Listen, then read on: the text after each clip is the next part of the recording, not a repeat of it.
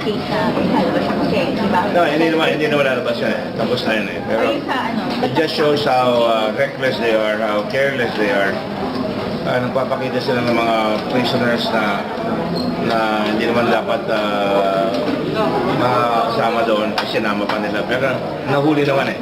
Kaya siguro that contributed to the stance of the senators to punish some of these guys for contempt. Although hindi namin sinabi yung reason na yan.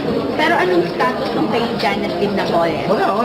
Nasa. Bakit nandun yung news niya? Why was he? They were trying to siguro ilulusot nila. Pero ang feeling niyo ba, lumabas ba siya? Hindi naman lumabas eh. So, ano nakabuli natin? Hindi naman siya lumabas. Sir, bakit hindi po napasama sina Bansil at saka si Boday doon sa mga nabagtem? Hindi ba kayo nakakita? Hindi pa kami tapos doon eh. I see. Kaya muna silang tapos. Haba masyado next hearing. Siguro